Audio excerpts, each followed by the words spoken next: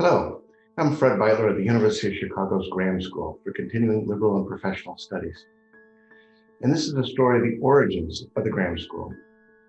As one of the first schools of university extension in the United States, the history of the Graham School of Continuing Liberal and Professional Studies has combined liberal arts for adults with professional education since its beginning in the 1890s, when the University of Chicago was founded. In the fall of 1890, after he had been offered the position as president of the refounded University of Chicago, William Rennie Harper wrote to John D. Rockefeller, quote, "I have a plan which at the same time unique and comprehensive, which I am persuaded will revolutionize university study in this country." What was that plan? Harper's plan became the university's first bulletin, which the Board of Trustees published on December 27, 1890, defining the work of the university shall be arranged under three general divisions, viz., the university proper, the university extension work, and the university publication work. For Harper, the university proper was not just a college, but a graduate school with an emphasis upon research, the advancement of knowledge. This was expressed in the university's motto, Crescat Scientia, Vita Excolator, let knowledge grow from more to more, and so life be enriched. The third division became the university press. But what was the university extension work?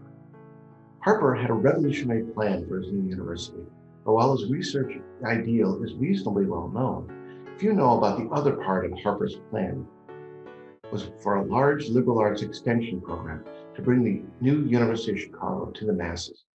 The university extension work is the Graham School of Continuing Liberal and Professional Studies. The origins of adult education developed out of two major strands in the 19th century, the Lyceum movement and university extension. Lyceums developed in an informal lecture circuit, and out of that grew the Chautauqua Institution in upstate New York, founded in 1874 as a summer educational center. In 1883, William Rennie Harper, then a young seminary professor, began directing the Chautauqua Institution's education program, later heading its College of Liberal Arts.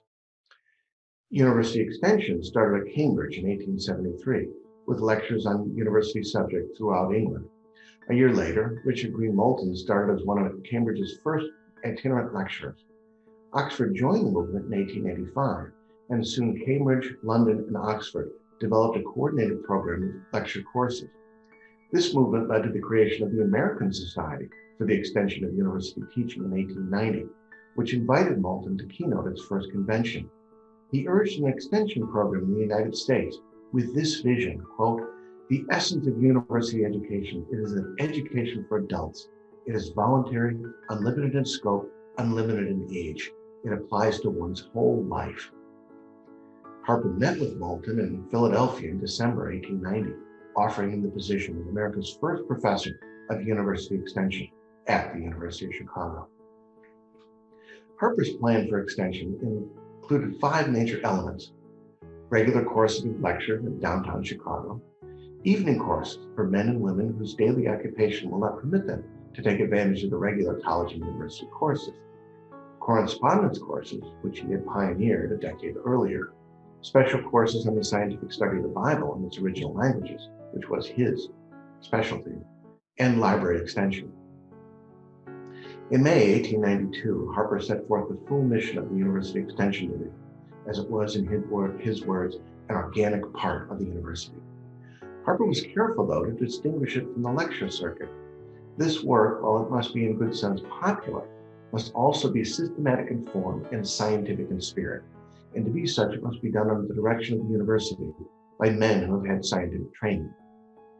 Harper insisted upon quality, continuity, and rigor, seeing that Extension's mission was to break down the barriers of social class and give to a great constituency that which is their just right and due.